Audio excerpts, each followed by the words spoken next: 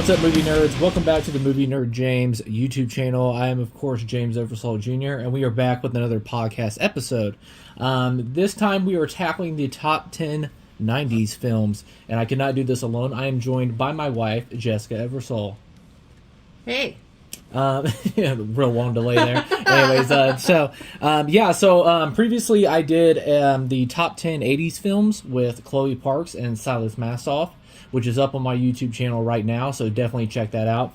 And then we're going on to one of my second favorite movie decade of all time, and that is the 90s. And I know for you, this is your number one, Oh, yeah, isn't this is it? my favorite. This has, like, almost all my top favorite movies. Yep, and then before we continue on, to understand that we are recording, and we have a child, so we may have an appearance by my daughter Evie at some point. So And just, an annoying dog. Yeah, and an annoying dog sometimes barking in the background. So just heads up about that. Before we get into this, I already got that the top 10 80s films with Chloe Parks and Silas Massoff is on my YouTube channel right now. I had a ton of fun with that, a total blast, my favorite decade, and I am super excited to be tackling this. We're going to start out with our honorable mentions, and then we're getting to our top 10, each of us, and we're basically going to tennis back and forth. Once we get into the top 10, I'll do my number 10, you'll do your number 10, on 9, 9, 8, 8, blah, blah, blah, etc. So that'll be that. And then also, throughout this, I don't know what kind of warning I have to give you because these movies came out in the 90s, but a spoiler warning. Also, spoiler warning for any books associated with it, because I'm a reader, so I'm going to be an annoying person, and I'm just, just letting you know. So there's your spoiler warning about everything. And then, sorry if I have a lisp. I have my Invisalign in right now, so sorry if my voice is a lispy or something like that. This thing drives me nuts. But anyways, moving on. We are going into our honorable mentions first. Do you want to take it away? Yeah, you go first. I have a bunch. I have a bunch It's also. one of my favorite decades of films. So I wouldn't be surprised if we have multiple... no, I have a lot. You don't No, understand. I feel like we're going to have a lot of overlap. Oh, yeah, definitely. And then, we are husband and wife, so... Yeah, We have similar tastes. Yeah, it was part of the things that attracted me to you. I was like, she's got it all. So anyways, so I'll start with mine. Here we go. I'm going to try to rapid fire through this. Just understand, this is one of my favorite decades of movies, so here we go. All right, so here's my honorable mentions for the 90s. The Crow, Mystery Men, which is one of the most underrated comic book films of all time, Jurassic Park, The Shawshank Redemption, Fight Club, Toy Story, Schindler's List, Goodfellas, Casino, Scream, Reservoir Dogs, The Usual Suspects, Rushmore, Perfect Blue, Candyman, Tombstone, Dumb and Dumber, I had to throw that in there, Friday, Speed, Fargo, A Nightmare Before Christmas, Mask, The Fifth Element, Die Hard 3, Clerks, Starship Troopers, Iron Giant, Dusk Till Dawn, Bram Stoker's Dracula, Face Off, The Pagemaster, The Lion King, Batman Returns, and finally one of my top 3 favorite action films of all time, True Lies. So there you go. There's my honorable mentions. I'm so offended by some of them that are in your honorable mentions and not in the top. There are 10. so many good ones. I'm so upset. Okay. All right. Here are my. And if you want to talk about any of those, we can. Okay. So my honorable mentions are Point of No Return, Point Break, The Bodyguard, Ever After, Robin Hood, Prince of Thieves, and The Big Lebowski. Yeah. All right. So yeah, I told you I had a long list. So all right. So now we are going to get into our top 10. So do you want to take it away? You want me to do mine? You're definitely going first. All right. All right. Well, coming in at my number 10 is the 1992 film Sam Raimi's Army of Darkness. I put Army of Darkness in my top 10 because one, it means so much to me. I watched this film so many times growing up, and it was also the cap off of one of the greatest horror trilogies of all time, in The Evil Dead. I think Bruce Campbell is like just in prime form in this movie. It's so hilarious. Sam Raimi's creativity, like I said, I don't think it can ever be matched in the horror comedy genre, and it's on screen every second. It's absolutely phenomenal. You got like stop motion animations, like some Harryhausen stuff with the skeletons, the practical effects with the skeletons. It's hilarious. Jumping and taking Ash and throwing him back in time was such a funny concept that works so well. The writing for the film is so funny, the dialogue, and I can't say enough about Bruce Campbell because he's literally just in prime form. I love all the horror practical effects that they do in this. It's bloody, it's hilarious. I can't say enough about this film. I don't think I've ever watched a movie more in my top 10, like on how many views I've repeatedly rewatched Army of Darkness, and just Army of Darkness kicks ass. I think it is one of the most it's the most underrated one in the Evil Dead trilogy, which is understandable because Evil Dead 1 and 2, which number 2 is my favorite movie of all time. It's incredible. But yeah, I definitely had to put Army of Darkness in my top 10, but that's what I had, Jess, at number 10. The Army of Darkness. I know. I'm just like staring how much at you I annoy you about this movie because I love the Evil Dead. I'm not shitting on it because I know there's lots of movies that I like that you can't stand it. It's annoying, but Army of Darkness. What's your number 10? All right. Well, it's funny that you mentioned the amount of times you viewed it because that was definitely a factor I considered when making my list. Yep. So number 10 is Billy Madison, 1995. And it's probably the only one. That's great. I love Billy Madison. Yeah, and sorry to cut you off. And I forgot to say before this too, as well, is like I said it in my top 10 80s films. Like there's stuff in my honorable mentions I think quality wise is better. A better it's film, objectively better. but it's what's personal to you. It's like I love that. Yeah, great pick. So. It was like it's objectively better, but subjectively I like this one better. Yeah, exactly. Like I could quote this entire movie back. Like. It just puts me in a good mood every time I watch it. Yeah, like what was it? And then also all the little his buddy cameos and stuff like Chris Farley, the bus driver. I like it's good stuff. Like I could we should watch it right now. Like, yeah, I know. That's why I love about doing these top 10s because afterwards I'm just like, man, I really want to watch that movie now. You get to talk about just how great they are and stuff. But yeah, it's a great pick, great comedy. Adam Sandler in prime form. But. That is Adam Sandler. And Adam Sandler has so many good comedies in the 90s, but that one's probably my favorite. Yeah, it is my favorite one. All right. Yeah. Is that all you got? All right. Well, moving on to me, we're going into number 9. All right, at my number 9 spot, I have the 1998 film, The Coen Brothers, The Big Lebowski. The Big Lebowski, man.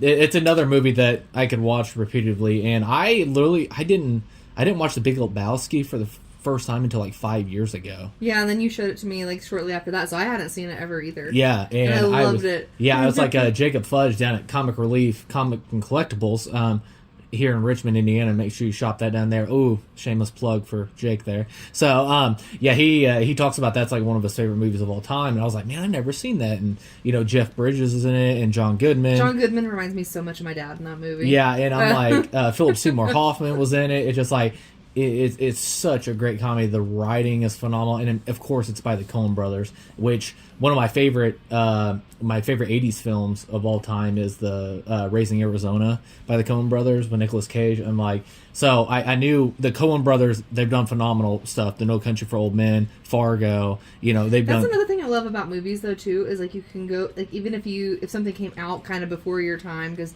When that came out, we were what? How old were we? I was 7. Yeah, so that was, not really in your age range at the time, but you can go back and watch it and find things from a long time ago that you like. Yep, and then, but yeah, I did. Well, it's funny you bring that up too, because I did the same thing with Blade Runner. When I was a kid, I thought Blade Runner was all right, all that stuff, and then you go back and you just.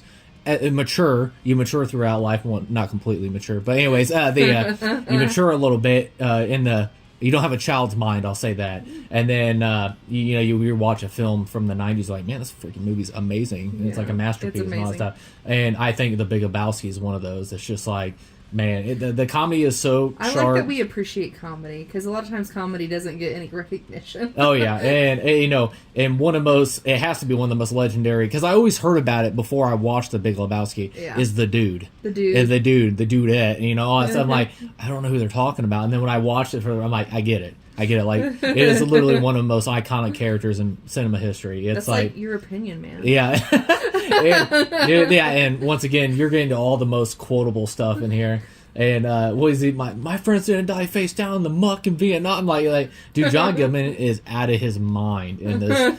It just like, and I love the acting ability of John Goodman is because he's so funny, and he he goes from just yelling to automatically calm, and it's just so funny. And he's hilarious, and of course the MVP of the movie, and we already got to him a little bit, is the dude. It's Jeff Bridges. He just absolutely kills it in this movie, and every time you didn't think there was some ridiculous off the wall bonkers character, like that's it. That's all the characters. And then another one pops out of nowhere. You're like, okay, well nothing chaotic is going to happen again. And then another character pops out. This movie's insane, and I love it so much. That's a good one. And then we always crack up too about it is the one little scene that still just absolutely just I can't breathe. I'm laughing so much is when was it Tara Reid? She talks about sucking his dick or whatever, and then Philip Seymour Hoffman's like, dude, his laugh is so funny. But I don't know. But anyway, so I gotta cut this short because I can talk about The Big Lebowski all day. I can talk about a lot of these movies all day. It's great. One of the greatest comedies of all time, if not like top 3 greatest comedies of all time, and a great film by the Coen brothers. But yeah, at number 9 I had the Coen brothers 1998 film The Big Lebowski. All right. Well, for my number 9 film, I think you had it on your honorable mentions as well. It was Scream, 1996. Ooh, some Wes Craven. I love that movie. Like, that's another one that I feel like I didn't like really appreciate until I watched it again, like later in life. Like, it's just so funny. Like when it kind of maybe shouldn't be, but like. It's so funny. Like, I don't know. Like that part, you know, what's the guy say? He's like, I just thought about you last night when I was watching The Exorcism or something like that. And you're like, what? Yeah, and then like Scary Movie made fun of it. And it was just like, it's so funny. It was actually a quote. So, it's too good. So funny. Oh my goodness. And then of course, Matthew Lillard. Yeah, he's like, great. He is everything in that movie. Yeah, I love when he's like... when he's bleeding out, he was like, I think I'm really dying here, man. And then, a little woozy. Yeah. And talking about, like, and he gets on the phone and Sid's, turn the tables on him and stuff like that. And he's like, did you really call the cops? And she's like, yeah, it would be so bad. And then, like, and just how much, it makes so much sense at the end, too, when you look back on it, too, because how much of a clumsy idiot Ghostface was through the whole thing. Well, and then her boyfriend is like it's just the first time you watch it, you're like kind of like back and forth on it. You're like, this guy seems kind of weird, but like it couldn't be him because this. And, this guy's and it's also just a classic, classic like teen summer horror film. Movie. Yeah. And then of course like the Drew Barrymore part at the beginning, like classic scene. Yeah, and like what was crazy about that too in Genius is they marketed her in the movie as like a lead. Yeah, as a lead. Yeah. And like put her in posters, put her in everything, and then the first 5 minutes she gets killed. It's just like good stuff. Yeah, that is a good movie. And then of course like what's the deputy? Is it Dewey? Dewey. Yeah. Dewey. I get mixed up calling him Doofy from Scary Movie or whatever. Officer Doofy. But that's a good one. But and another thing too was like about Scream 2. It's like a lot of people didn't think that Wes Craven could follow up a classic after Nightmare on Elm Street, and then he comes out with Scream, another like iconic movie. Yeah, which they're still making Scream movies today. That's like his niche though, is like those like teen horror things. Yeah, like that's like what he's very good at. Yep. All right. Well, for my next one, number 8 is Sixth Sense, 1999. Nice. And I freaking love that movie. Oh yeah. And I'm a big M. Night Shyamalan fan, so yeah, that's like don't even like Anyway, I don't have to say it. But, like I just remember just the first time I ever watched this movie. I think it's probably like the first time I ever had that like effect where you like figure out the whole movie like right at the end. Yep. Like and the whole movie like changes meaning after you figure it out. Oh yeah, one of the greatest twists of all time. It's such a good twist. And then like I just like bawl my eyes out at the end of this movie every time. Like especially in the part where he's sitting there telling his mom that her grandma's like proud of like grandma's proud of you. Like oh man, rough stuff. It's so good. Touching rough stuff. I know, So. and of course, like, it's got Bruce Willis in it, and Bruce Willis is, like, one of my 90s daddies. We know how we feel about that. And then and the kid is so good in it. What's his name? Haley Joel Osment? Yeah. Yeah, that sounds right. He's really good. Yeah. Yeah, and then, I was trying to think, too. The horror aspects are pretty freaking scary, too. Yeah. Well, the movie messed me up, and I was like, at the end, the twist, you got to it and all that stuff. And then when we got to the end, I'm like, no, he can't be a ghost. And then you go back and you watch it, and he doesn't communicate with anybody except the kid. And that's such a good twist that you have to watch it again. Yeah, and I'm like, at some point he had to communicate with somebody that was alive. I'm like, I was thinking, gotcha, M. Night Shyamalan. Like, the whole time you just think that his wife is mad at him and won't speak to him. Yep. Like, it's so sad. I'm like, damn, she's just giving him the cold shoulder, man. Yeah. And then, but yeah, I had to go back and watch it because I'm like, there's no way. He talked to that one. Nope, he didn't. And I'm like, no, he talked to that. No, he didn't. And it's just like, what an incredible film. It's a great film. I introduced it to DM like several years ago, and she loved it. She was mad at me at the end when she cried, but you know. Yep.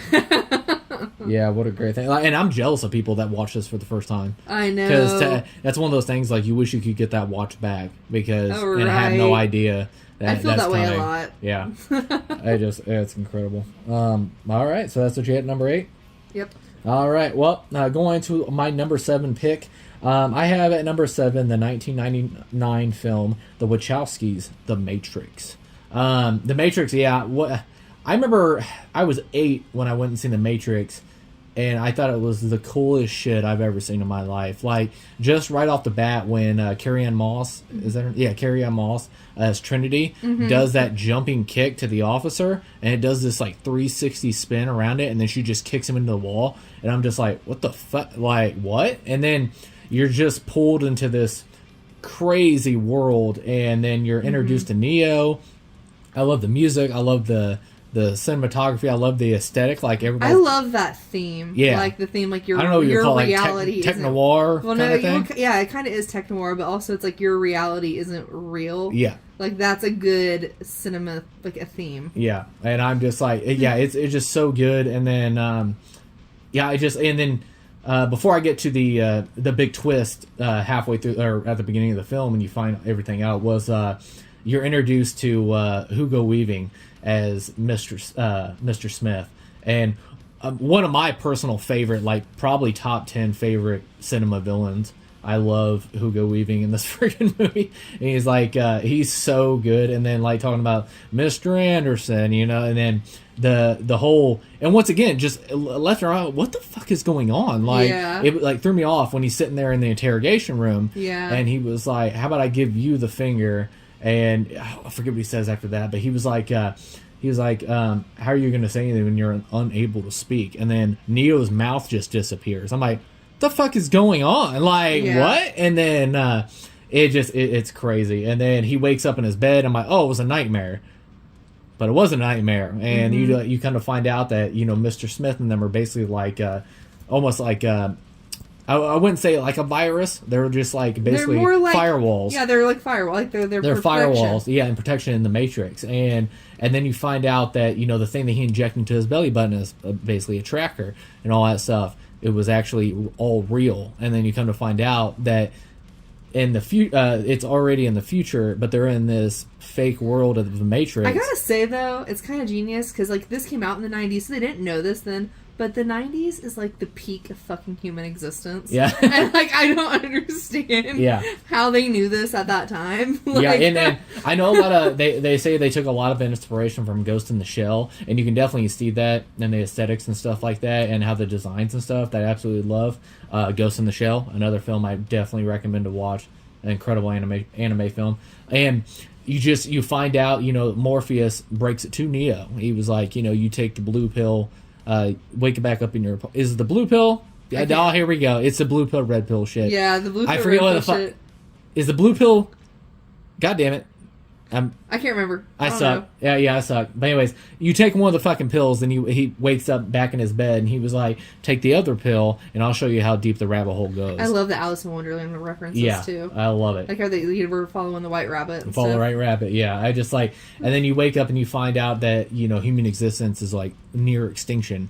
And well, it's not really near extinction. They're enslaved. They're enslaved, and they're used as basically a battery. Well, I shouldn't say basically a battery. They are batteries. Yeah, basically. They power the world. And come to find out, if you ever watched the Anti-Matrix, it was like the prequel animation that showed you that they humans blocked out the sky because they were using solar power. The machines were, so they couldn't find a power source. So they used humans as a power source. And I'm just like, it's such an incredible concept. And then also this insane fighting styles that they use in this, and you can download it into your mind. So cool. And then of course like Morpheus. Morpheus. Oh my god, Lawrence Fishburne is incredible. So good. Yeah, I love Lawrence Fishburne though. He's like so good. And he's got an epic voice in this, epic look, all that stuff. Yeah. And then it's iconic. And you can't help your heart breaks because you're introduced to Morpheus, but Lawrence Fishburne's acting ability to get across how he plays the character is he's been searching for this Messiah, this the one, all that stuff to save humanity from the machines, and he's found it in Neo, and you can just see that stuff. And then basically halfway through the film, it's almost towards the end of the film, but anyways, he sacrifices himself, and the agents take him away, and Neo's like, we got to get him back and all that stuff. And then once again, one of the most epic action sequences, the fighting styles, everything is off the hook when Neo and Trinity go into that the tower, and then they go through the guards and stuff like that. The action will absolutely blow you away. I can't say that enough. It's one of a kind. It's never been done before, and just the birth of how they do all these action sequences, fucking incredible. The Wachowskis, they absolutely kill in this, and it's a phenomenal film. And once again, Hugo Weaving, incredible villain. Just an awesome film all the way through, and you get to the third act and everything. It's just perfection. Great pacing. Great it's a action. payoff. Yeah. And but so I had to put the Matrix in there because for my personal childhood, one of the things that revolutionized one of the movies of my 90s and as a kid and stuff like that, it was like the coolest shit ever. But of course, at number 7, I have the Wachowskis' 1999 film The Matrix. Oh, okay. That goes to my number 7. And I think you had this on your honorable mentions too, because we just be like that. Is Tombstone. Yeah. 1993, and I've seen this movie 50 billion times. Great. Approximately. One of the greatest westerns ever. And it's probably one of the reasons why I like westerns so much. Like, I really do like westerns. I'm only 33, but I have old people tendencies, and that's one of them. I love westerns.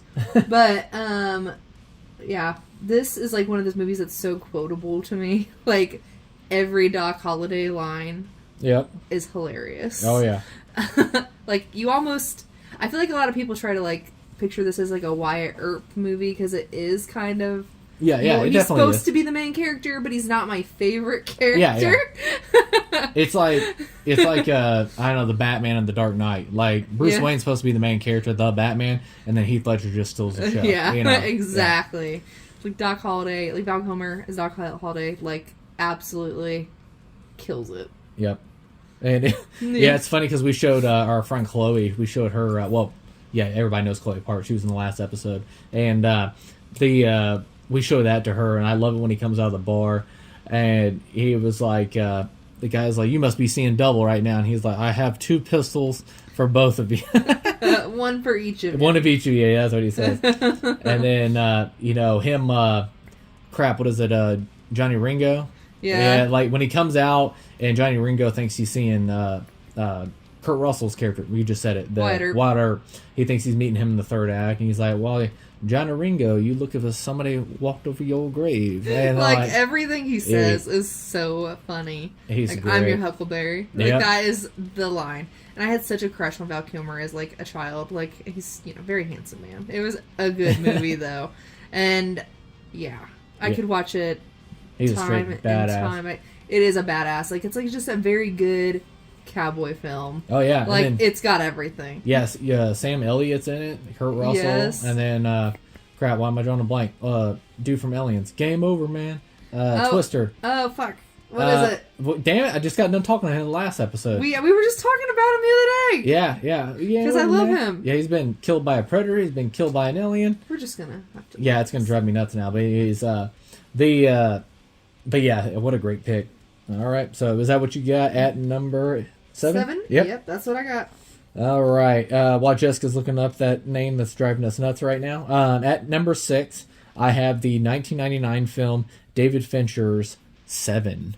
Ooh. Yeah, 7, man. I can't believe I forgot about that. It's not on my list. Oh, I was like, okay. All you right, figured it was going to be on my list. Yeah, I thought it was going to figure to be on there. Bill Paxton. Bill Paxton. There we go. Yeah. Why did I draw a blank on that? I do it every time, and I Love don't know Bill why. Paxton. Because Yeah. love him. Yeah, love Bill Paxton. But yeah, coming in at number 6, I had David Fincher's 7. I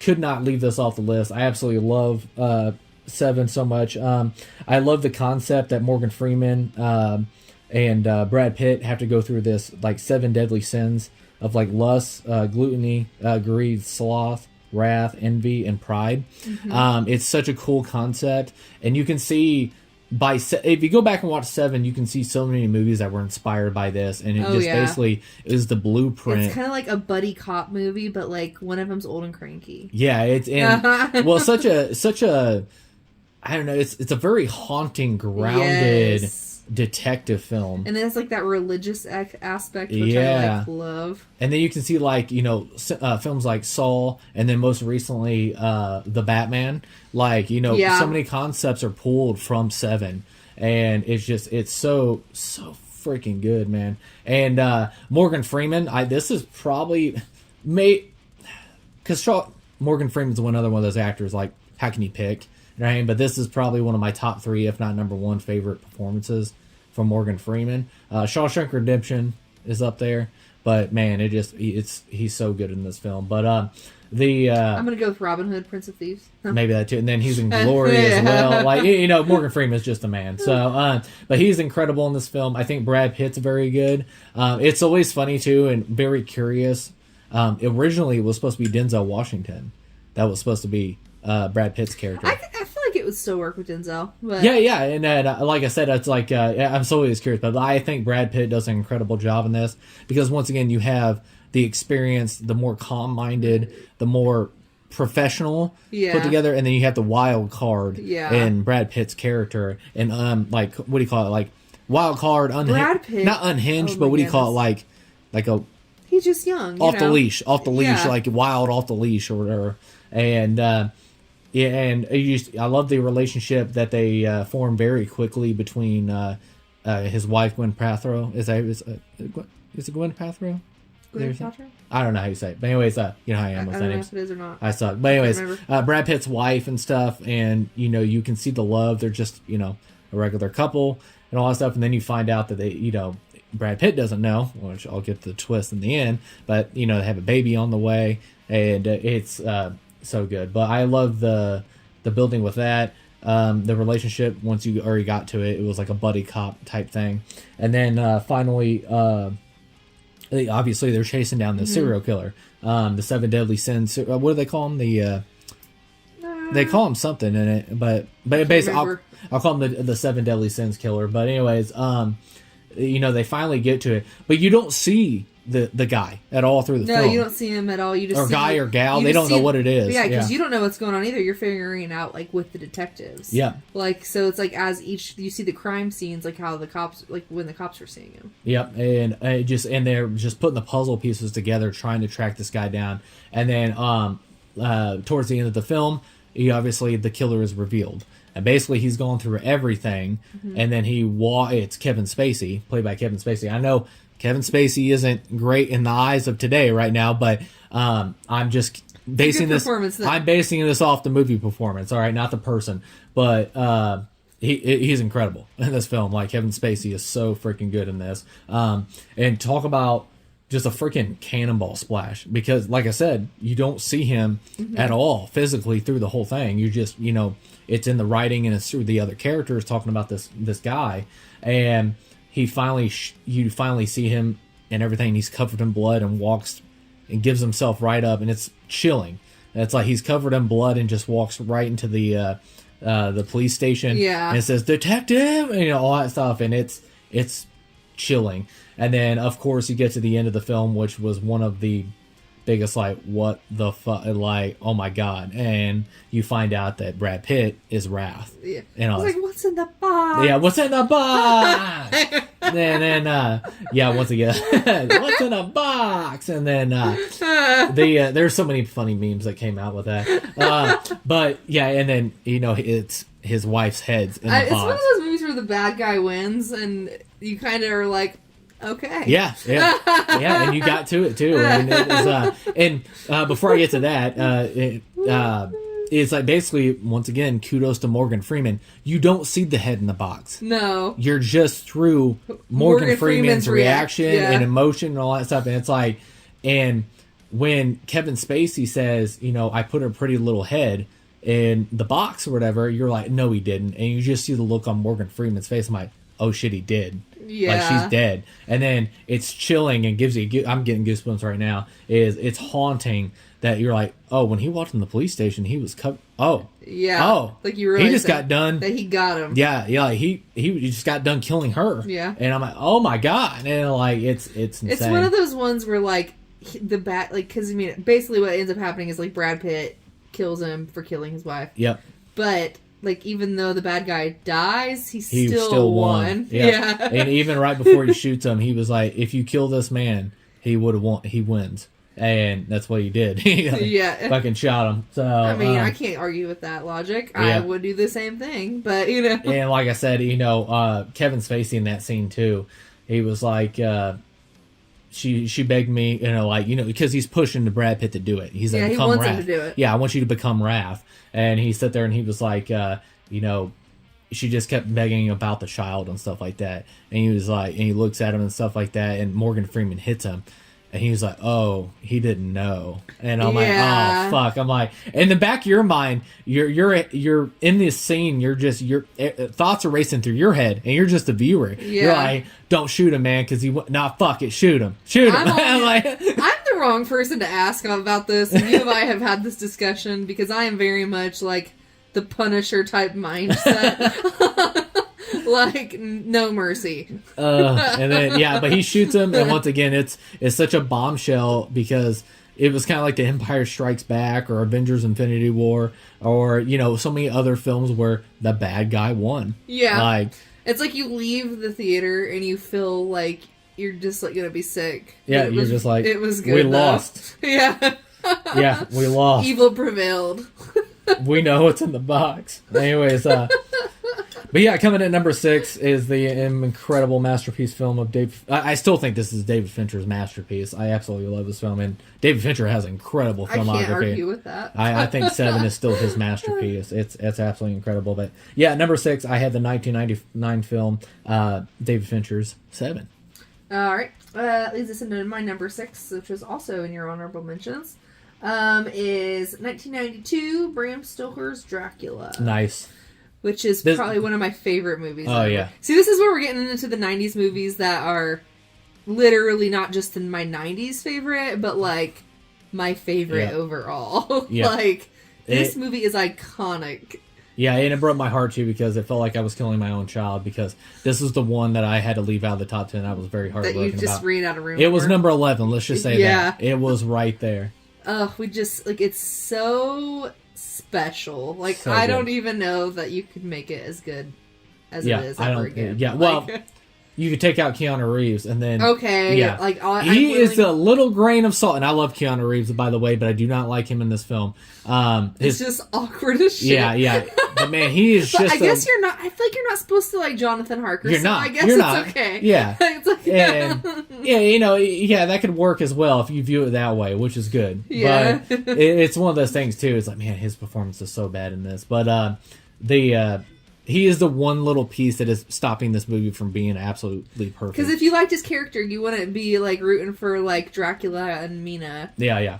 Like just this movie is so good, and it's like the aesthetic of it is just like sexy, like traditional goth. Yep. And I am here for it. The cinematography is incredible. It's amazing, like the transitions and like the shots. Yep, and they blend two shots together. Like the one where Mrs. Eyes. Yeah, when Keanu Reeves is reading the letter on the train, and then you can see his eyes in the sky. Like, oh, I love that shit. It's so good. And then Gary Oldman, like, phenomenal. See, like we're talking about him again. Yeah. Gary Oldman, top 3. sexy. Yeah, sexy beast, and except when he's the old. Oh, yeah, I think he's sexy then. Yeah, real with sexy. With the boob hair. Oh, I love it. So sexy, making me hot right now. Like, it's just everything about that movie is so amazing. Oh yeah, and it's funny because it really doesn't have some of the things that I really love in movies now, like the soundtrack and stuff like that. Like, I'm usually the score is incredible. It is very good, but like there's no like modern type anything. It's just all like what's contemporary. Yeah, and we just rewatched this recently because our friend Chloe had not seen this film, and it's still incredible. I think for me as a millennial, like fledgling, like kind of emo-y goth girl, like this was like my Roman Empire. Yeah, well, it's like the. I don't know what you call it. It's like the Notebook of goth romance, I guess. You want to call it that. But yeah, it's like there are other things on my list right now that I am also going to say that about. Yeah, so. yeah. But man, it is awesome. And then done. I don't know if you said it, but done by the great Francis Ford Coppola. The Godfather, Apocalypse Now, all that stuff. Just an incredible film. And like I said, I don't think it's a perfect adaptation of the book, but I think it's a masterful adaptation for the screen. Yeah, it's very good. It's so good. And then, his different transformations and the practical effect makeup and all that stuff. It just, I like it when he turns into all the rats. That is the coolest fucking shot. And then, of course, it gets Anthony Hopkins in it, too. And I love Anthony Hopkins, especially as, like, Van Helsing. Yep.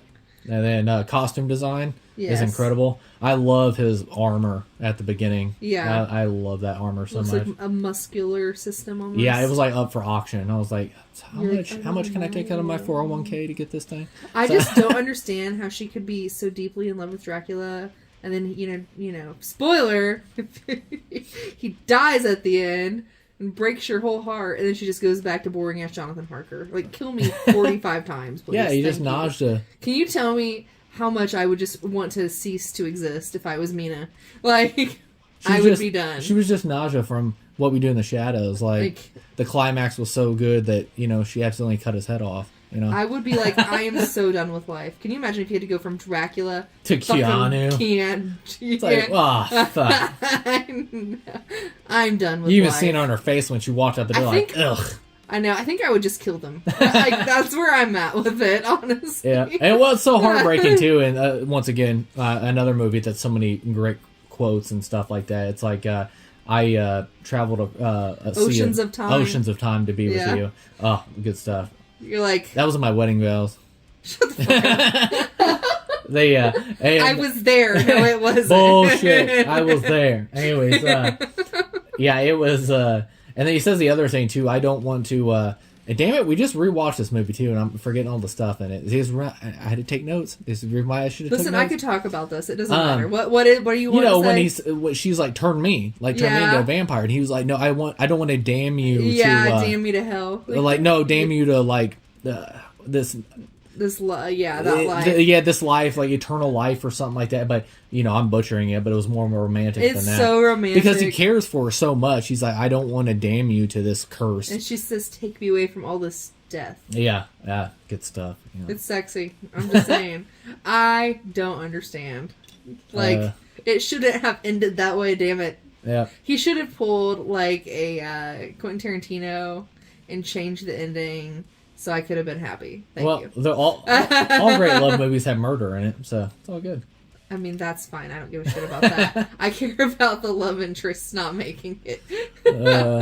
But yeah, Bram Stoker's Dracula. And of course, vampires and all that good shit. Oh yeah.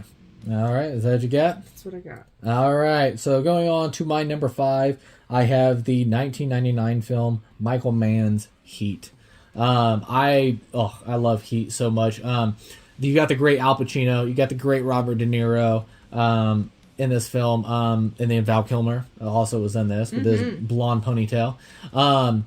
It's such a great. I don't think I've ever seen this. Oh, really? You've never seen Heat? Wow. What? I've never seen it. There's no way. No, I swear I haven't. Wow, we're gonna have to watch I would it. remember Val Kilmer with a ponytail. Okay? Yeah, we're gonna have to that would watch be like it. encoded in my DNA. Well, I'm gonna give you some spoilers, so sorry about that. It's okay, you can tell me. I'm still gonna want to watch it. So, Michael Mann's Heat, it's not only one of the greatest heist films of all time, and it's such a...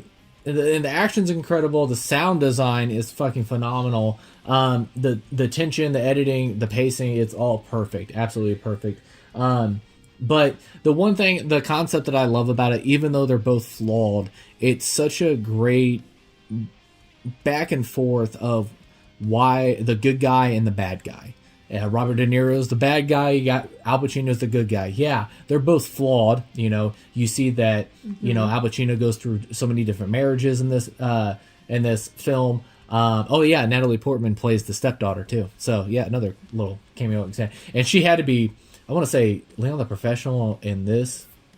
I think she went on from Leon the Professional. Like they're to close this. together. Yeah, very close together. But anyways, you know, Al Pacino being the good guy. Yeah, he's flawed in life. He can't hold a marriage and all that stuff because he is so dedicated to taking down the bad guy. To take him, and you see that through the film. Like, you're describing it, and it's kind of reminding me of Face Off a little bit. Well, it's so beautiful too, tragically beautiful too, because he comes across a little girl who was I shouldn't say little, she was like 15, but still a little girl, somebody's baby, and was like basically prostituting herself out, and she got killed one night, and the mom showed up to the crime scene. And she got past the caution tape, and she runs up on the body, and all Al Pacino does is he stops her and just hugs her. That's fucking terrible. Yeah, he just hugs her. I don't think I've ever seen Al Pacino in a role like this. I'm intrigued. Yeah, and he's just hugging her, and she's like, my baby, and you just see the, you know, he does this night after night. He has to see these horrors. He's just like, exhausted. And well, it's also his fuel.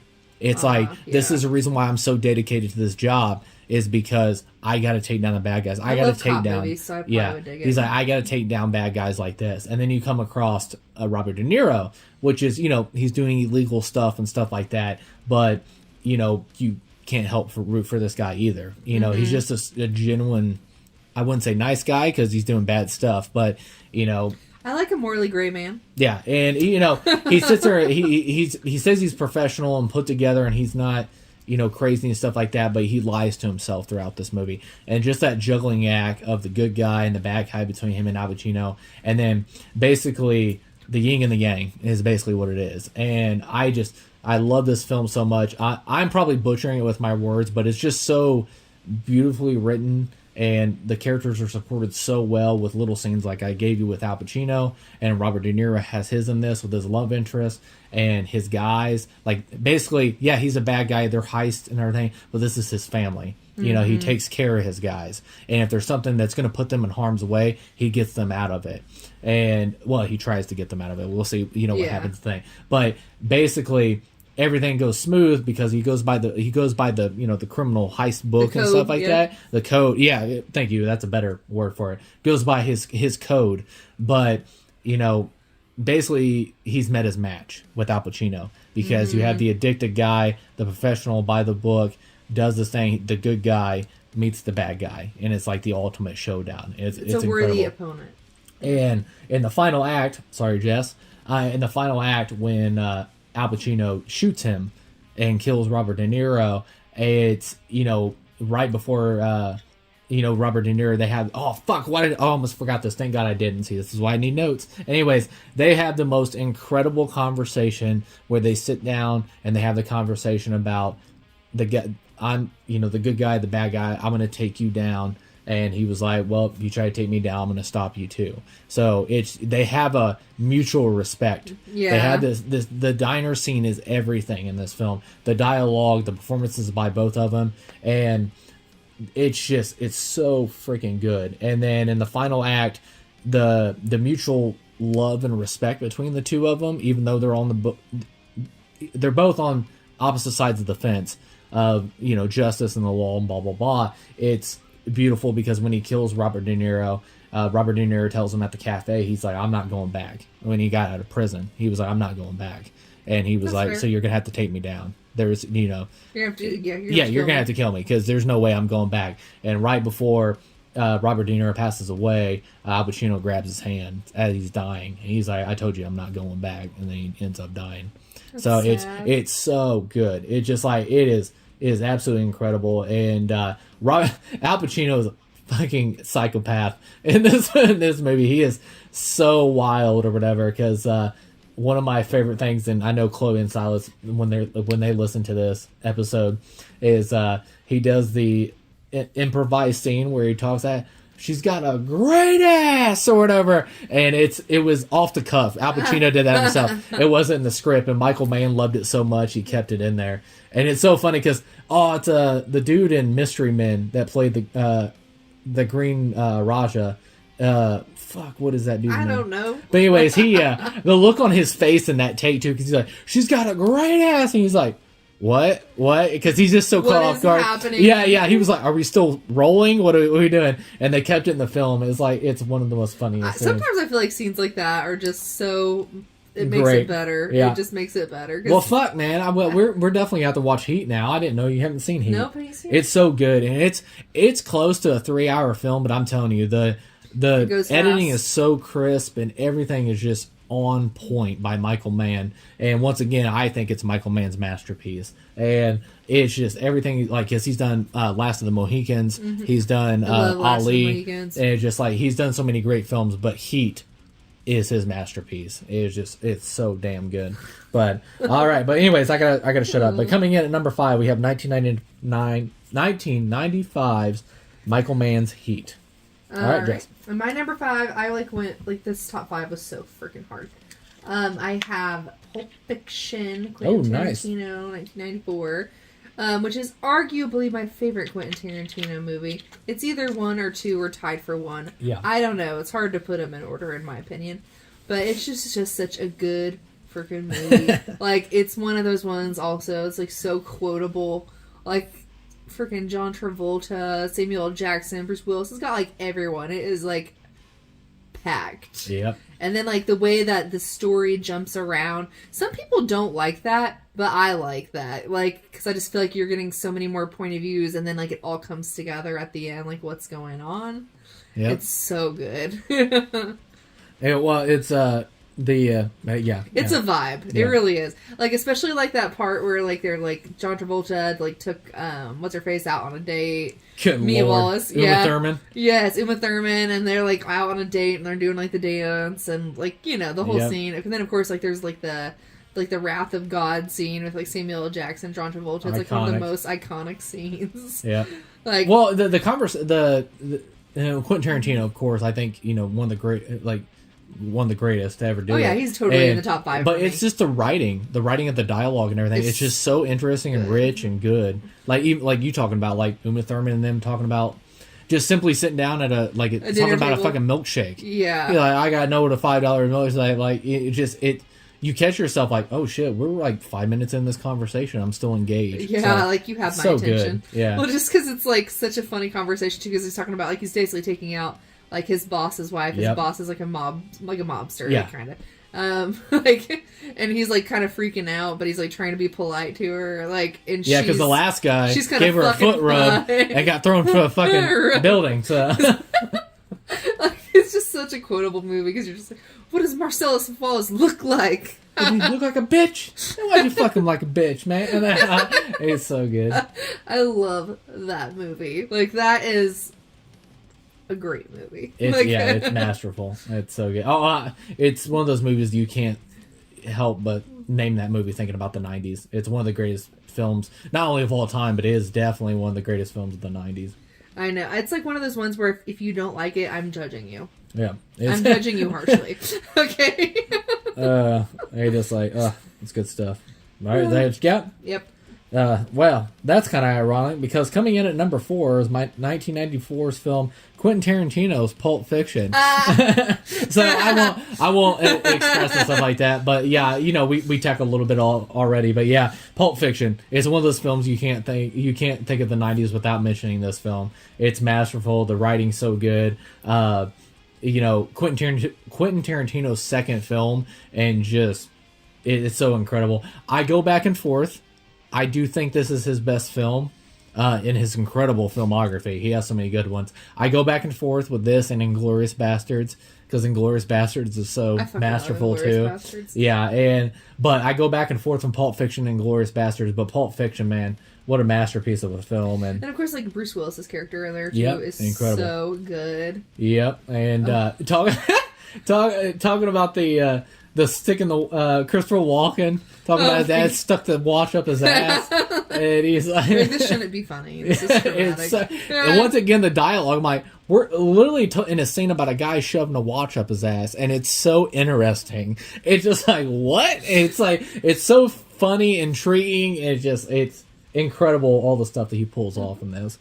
I just think that, like, even like in John Travolta, even like I feel like his character is so fucking funny in this movie, and it's like I can't even like pinpoint what it is. It's just like his mannerisms and shit. Like it's so funny. Well, the execution of the dialogue is so funny because when Uma Thurman, he jabbed the fucking adrenaline into her heart, and she's Liz. They're going home. She looks like she's knocking on death's door. That's like one of my favorite, like memeable scenes, because it's like... she looks like she's like knocking on death's door. They're done at the end of the night, and she tells what's that lame-ass joke? Or the catch up. Yeah, catch up. Yeah, and tells him the lame joke, and he's like, huh.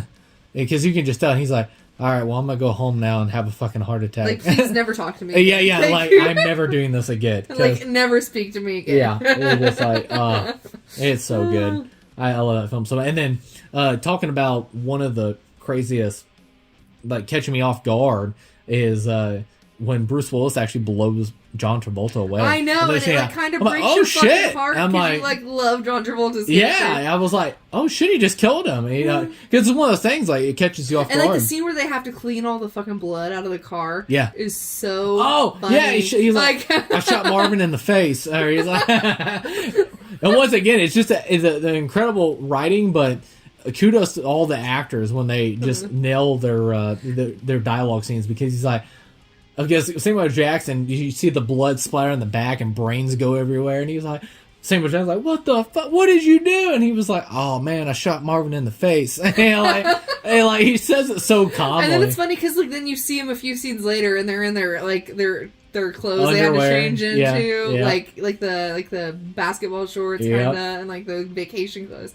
They look so funny. Like they're like two gangsters in the most ridiculous clothes. It's so great. And then, they're sitting in the, once again, we're going all over the place with this movie, but the movie's all over the place. It's not my fault. Yeah, it time jumps, so it's on them too. But anyways, the opening scene of the diner, where they're just the couple sitting there having the conversation. Is it Tim Roth? Yeah, it's Tim Roth, and like they're gonna rob the diner. No, you don't know that. Yeah, they're just sitting there talking about how much they love each other. And he's like, "I love you, sweetie." And so he's like, "Now everybody get the fuck out!" I'm like, "What the hell?" Like, it's such a wild ass movie, and then you realize the final scene is in the diner and all that stuff. Yes. Which was at the very beginning. So, and it's John Travolta and Samuel Jackson in their underwear in the diner and stuff like that. So, it's so good. And you still never know what's in the suitcase. That's what cracks me up. So, the mystery's always there. They always talk about that it's Marcellus Wallace's soul is in the suitcase or something like that. So, it's so good. But, all right, we got to start up about Pulp Fiction. It's so good. But anyways... That's fun. Coming in at number 4, I had Quentin Tarantino's Pulp Fiction. All right. And then for my number 4, I have the 1999 classic. If anyone doesn't like it, I don't like you. The Mummy. Oh, yeah. Did I put that on my list? I hope I did. Damn. Yeah, keep going. The Mummy. I can't honestly say enough about this movie. I don't know anyone who doesn't like it that, grew up in our generation. I didn't. Damn it. Yeah. This is like the sexual uprising of my life. Like Brendan Fraser, like Rachel Weisz. Yeah, Rachel Weisz. Ugh. Like just every character in this movie is gorgeous, and it's just so freaking good. The storyline is amazing. It's got good action. I love all the Egyptian mythology. Like this is amazing. Evie watched it with me. Our daughter watched it with me. Like Emotep. Yeah, Emotep. I always say that. I could watch that. And then it's the inspiration from our daughter's name for me. I'm just saying. Evelyn. That's how I came up with it. Yep, Evelyn. Because he calls her Evie in the movie. Yep. And then what was it? His brother calls her Evie. Yeah. Yeah, and then crap, I forget the actor's name, but the Vinny or whatever. Yeah. When he was sitting there, he was talking about, hey, Connell, looks like you're on the wrong side of the river. And he was, I fucked up. All the horses. Looks like I have all the horses. And he was like, hey, Vinny, looks like you're on the wrong side of the river. This is like just another one of those movies that where if it's like, if you ask me if I'm going to watch it, I'm literally never going to say no. Yeah. Like, well, Brendan Fraser, I think this is literally the number one movie that pops in my mind when I think of him. Yeah. I mean, I'm not going to say it's his best performance. Yeah, because he's incredible, like in The Whale and everything. all that stuff. Yeah, he's got amazing acting performances, but this is like the iconic one. Yeah, it's like, I don't know, Robert Downey Jr., he's got good performances and stuff like that, but everybody's going to always think Iron Man. It's like, it's one of those things that's going to stick to him his entire career. I know, and like, it's just one of those movies, like one of the first ones that I think I really loved. Yeah. And honestly, we were doing like a Brendan Fraser renaissance. If they got a right director and a good script and stuff like that, I'd love for him to do another one, like a send-off thing. Oh, yeah, for sure. Because Rachel Weisz and all them, they're still, she still looks like a fucking... Oh, she's fine. She still looks fine as hell. So. Everyone in this movie is doable. Yeah. Like, I'm not even... And, like, at least 95% of them, okay? Yeah, and I love, like, The Mummy, and then... I love The Mummy, too. I don't care, too. Like, what I meant, like, I love the concept that he is, like, basically sucking people's souls out. Oh, yeah. And it's so fucking terrifying. Yeah. Like, he, like, the sound design is creepy as shit. Yeah, especially the one dude where he blows in the sand, and then he lifts him up, and you see nothing but a shadow, and he's getting his soul sucked out of him. Yeah, it's like turns into he's like skeleton. Yeah, he's like decaying. I hate the sound design in that. It's what about the one that he like has his like the first one like that his tongue is like missing? Oh yeah, and he's like it's so fucking took his eyes creepy. And his tongue. Yeah, and then like all the mythology stuff like how like the river like is running red with blood, and then they had like the locusts and stuff. Yep. So good. Yep. It's such a great film. And then the action's off the hook. And then another great scene with him and Vinny. And he was like, she saved my neck. He was like, and then and he was like, goodbye, Vinny. And he throws him off the ship. Boat, yeah. It's so funny. I love that fucking movie. Everything about that movie. Good stuff. But it's like the perfect mix of like romance and comedy, adventure. Yeah. Like, it's kind of scary. Like, and that's another reason, too. Man, this is why I need notes. The brother, too, he's hilarious, too. Jonathan. As well. Yeah, Jonathan. Yeah. That's good stuff. But, all right. Is it? Yep. All right. Well, coming in at my number 3, I have the 1991 film, Jonathan Deme's The Silence of the Lambs. I won't get too much into this, because if you go on my the Movie Nerd James Instagram, I did my top 10 horror films of all time, and I broke down in a lot more detail of that. So definitely check that out. And Silence of the Lambs was in my top 10. One of the greatest films. Once again, another film that I can't not think of when I'm talking about the 90s or whatever, and it's like at the top of the list of recommendations you have to watch from the 90s and in general. Mm-hmm. I always tell people you have to watch Silence of the Lambs if you've never seen it. One Best Picture. I would gape at someone if they told me they hadn't seen Silence of the Lambs. One Best Picture. I think it won Best Screenplay, and Anthony Hopkins won for Best Actor. Best Supporting Actor, sorry. And it just, it's such an incredible film. And I even say this in my more detailed breakdown in our top 10 horror films is... Basically, the script is just perfect. It's just perfect. And you can't... Jodie Foster, which is Clarice Starling. It was. And you have Clarice Starling, you have Hannibal, and you have Buffalo Bob. I guess I can... It's Buffalo Bill. Bill. Bob is Joe Dirt. Yeah, it's I always get this mixed up. My Buffalo Bill, Bob, something like that. Joe Dirt. Joe Dirt. Joe Dirt. But he's like... Put the lotion on the skin. He's like, all right, dang, you're free. Anyway, sorry. We can't talk about Joe Dirt. But anyways, but Buffalo Bill. Buffalo Bill, Hannibal Lecter, and Clarice Starling. And then the way the script is just infused together, those three characters, they support each other. And like in the script, they support each other, and it bounces off them. And the script is not perfect unless those three stories work together, and it's just beautifully done. Do you want me to get into it, or do you want me to wait? Like no. No. I have a feeling this was maybe on your list. But so, like I said, and one of my final things, because once again, this is on our top 10 horror films. Definitely check that out for more details from me about it. But it's definitely one of the greatest movie performances of all time by Anthony Hopkins as Hannibal Lecter. What is it, 15 minutes or 15 minutes maybe of screen time he has? Oh, yeah. And just absolutely, like, the expression He murders eats it up. yeah, no pun intended. No, Anyways, if you ever want just eats the screen time up every single second. Every single line he has in that movie is quotable. Incredible. So yeah, and once again, I don't think you can mention Anthony Hopkins without saying Hannibal Lecter. So it's just one of those most iconic roles. So yeah, number 3, I had the 1991 film Jonathan Deme's The Silence of the Lambs. Okay. And my number 3 film, and these next 3, you could probably figure out what they are before I even list them, because you just know me so well, is Interview with a Vampire. I knew that was going to be on your list. What? I know. That movie. No, I just know you. So Like, this movie is so good. To this day, I am pissed off that this cast and, this movie was not expanded into the larger universe that is that wasn't, Anne Rice's Vampire Chronicles, because it is so good. Honestly, it's probably one of the most... It's been a long time since I have read the book, but I remember reading the book and just thinking, it is so close to the movie. Yeah.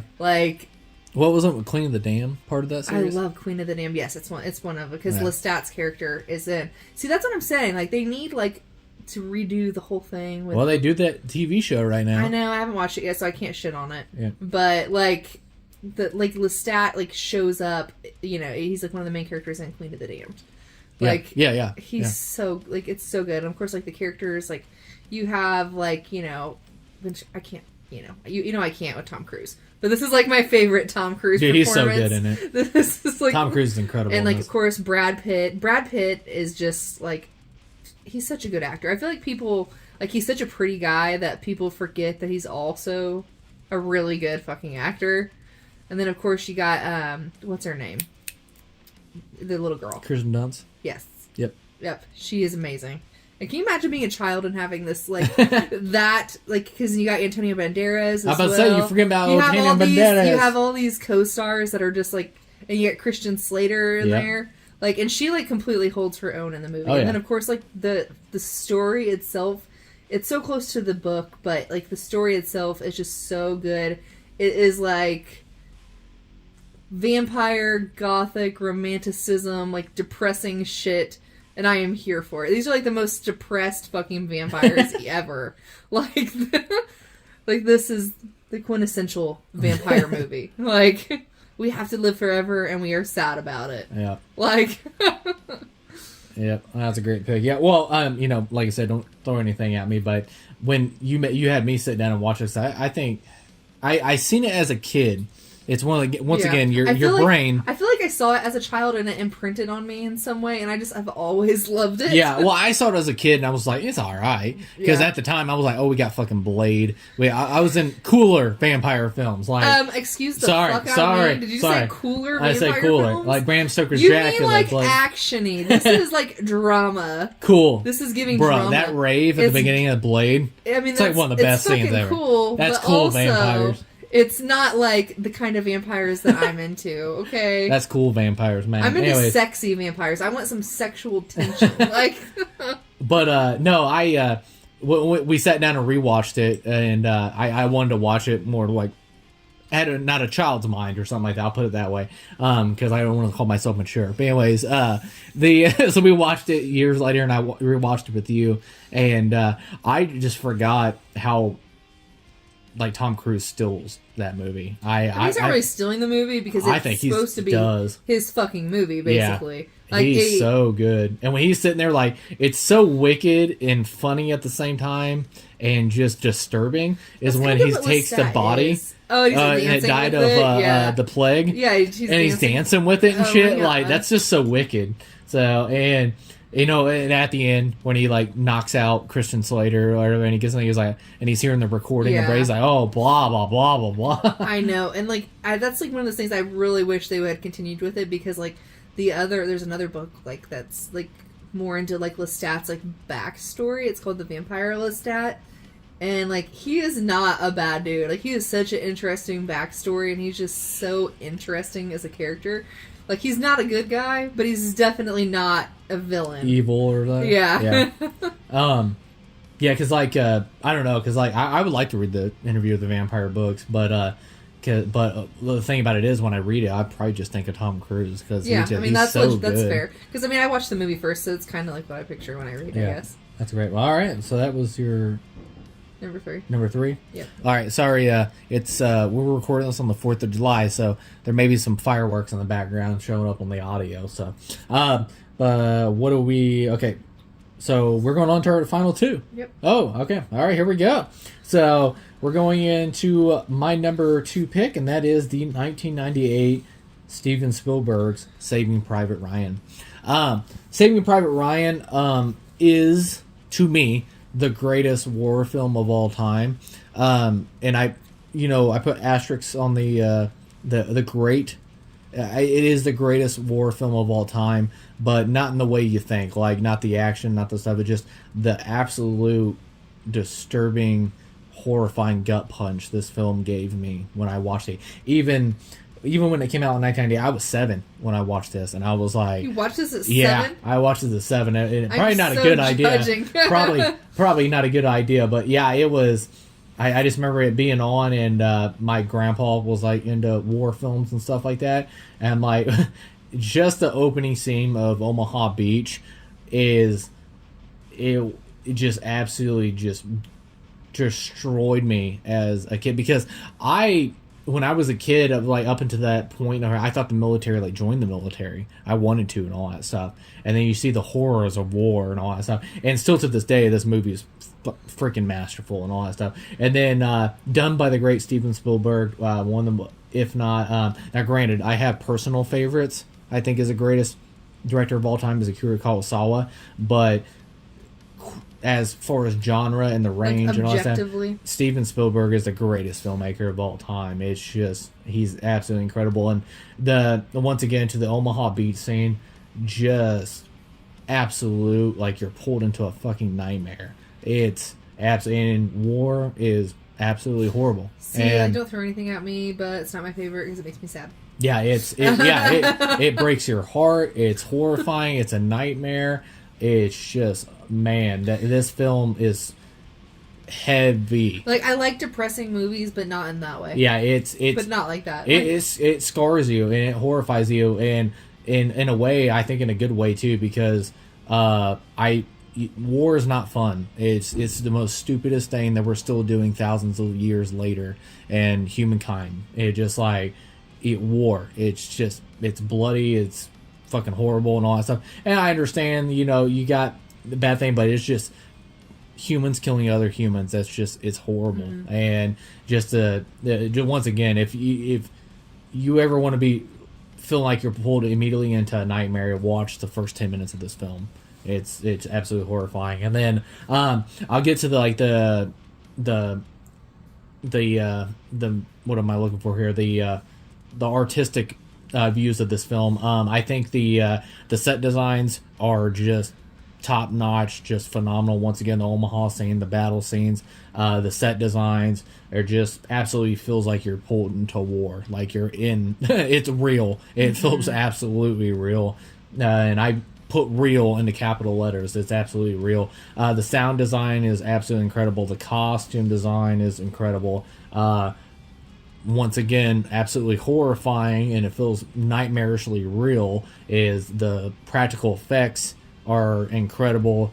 People getting their limbs blown off, people getting their face blown off, headshots, things like that. Just incredible work. And still to this day, one of the most, I probably, besides Denis Villeneuve, to me personally, not getting nominated at least for Best Director for Dune, Saving Private Ryan, what was it, Shakespeare in Love won Best Picture over this film, I will never know to this day. I haven't watched that. I really want to watch that. It's not better than Saving Private Ryan. Let's just put it that way. It might be for me. It is one of the biggest. Don't throw anything at me. It's like one of the biggest robberies of all time. It's such an it's just a horrifying, nightmarish, and just crazy film. And like I said, Tom Hanks, I still think that's one of his best performances. And once again, just has a legendary career. But man, he's so good in this. And when you go back and watch this too, how many people are in this film? Matt Damon, Vin Diesel's in it at some point. You got Paul Giamatti's in it at some point. That's fucking funny. It's crazy, yeah. It's like there's so many cameos in this, and once again, done by one of the greatest filmmakers of all time, and by Steven Spielberg. But yeah, Come and See is my second most horrifying war film of all time. That's a heavy film, which we talked about in the top 10 80s films. But man, there's nothing that can touch. I just can't do too many heavy films. Yeah, well, it's one of those things like Come and See. It's like I have to be in some kind of Schindler's List. Yeah, like I'm good. Yes. Once is fine. Once again, I'm done by Steven Spielberg. It's just like it's so heavy that it's a rough watch. It's a rough watch, and it's supposed to be. It's not that I don't like it. It's just that I can't watch this again. Yeah, it's supposed to be. You're not supposed to be happy when you're watching this film, and that's the point of it, because war is horrible. And I just, oh man. But incredible performances, set design, everything. It's masterful filmmaking done by the great Steven Spielberg. And with the way this movie's crafted together, one of the greatest war film of all time. Absolutely. But at number 2, I had the 1998 film Steven Spielberg's Saving Private Ryan. So, yeah. Okay. Well, moving on to me. My number 2. Oh, can I get you off? What the fuck? What? One more thing about Saving Private Ryan. Fuck. Haunting scenes that just that blew me away. One, once again, not expecting it or whatever, but Tom Hanks dies at the end of this. And I just... I don't feel like I remember that, but I only watched it once because it upsets me. Yeah.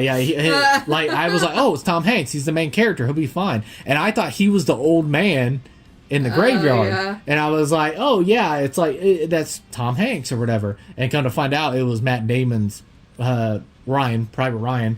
It was him and Tom Honestly, Hanks. You probably should have figured that out, but whatever. I was a kid. Anyway. Anyways, dumbass kid. Anyways, but no, at the end, I was like, oh my god, Tom Hanks died. And then also, as an adult, as a kid, one of the most disturbing scenes, it absolutely haunts me. I just, even thinking about this scene, I'm getting like the hair standing on the back of my neck, is the German dude comes up the stairs and they get into a wrestling match, and the German guy pulls out a knife and it's just lowering slowly, and the guy's like telling him to stop in German. He's like, stop, and then you just see the blade just slowly go into his heart and kills him.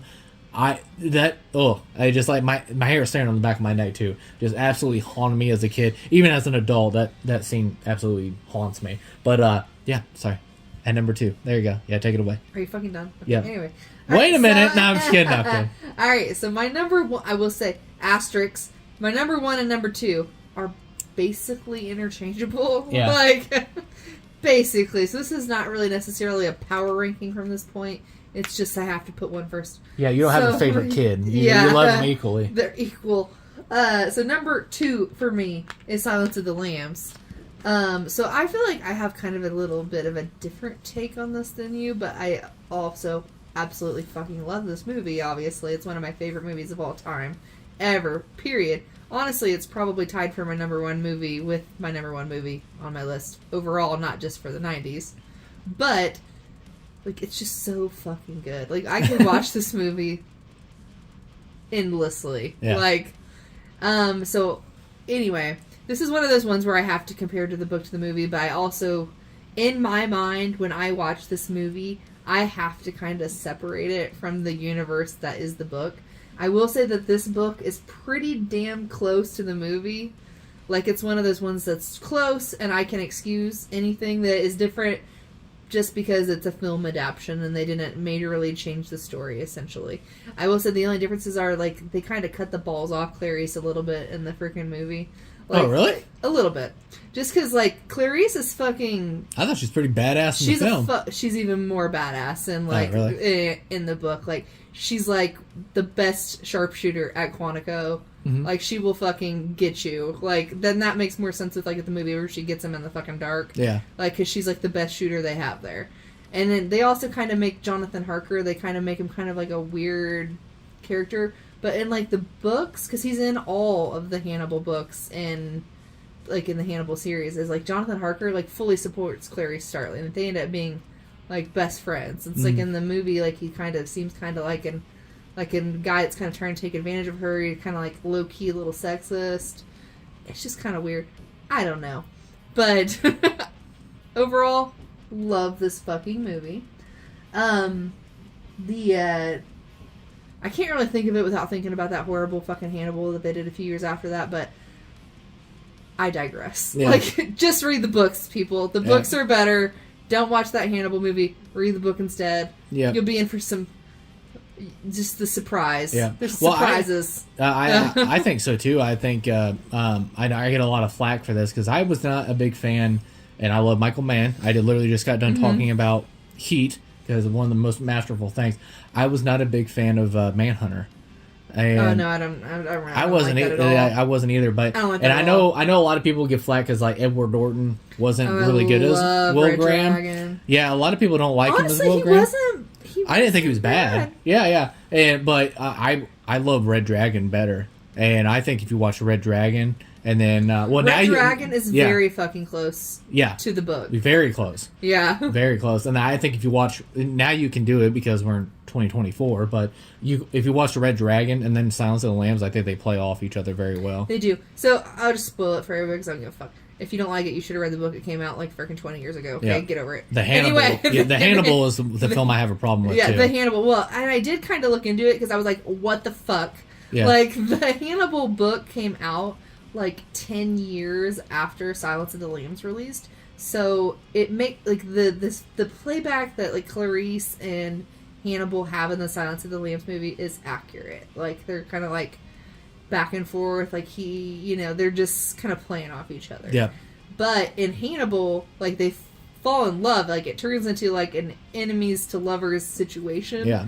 But it makes perfect fucking sense because like that play back and forth like kind of just develops more between the two of them, and there's like mutual intimidation and respect, and like they both kind of fucking scare each other. Yeah. So it really works, and like the Hannibal movie just completely doesn't do that. Atrocious. Yeah, it completely doesn't do that. That's the problem. That's the problem I had with Manhunter. I was like, because Red Dragon is a book and all that stuff. And I don't mean to sound like a book purist, but I think it missed the point with that was because it was the red? It missed the whole fucking point of like the dragon part. Yeah, and like Manhunter just makes him into a boring psychopath. Yeah, he's not like.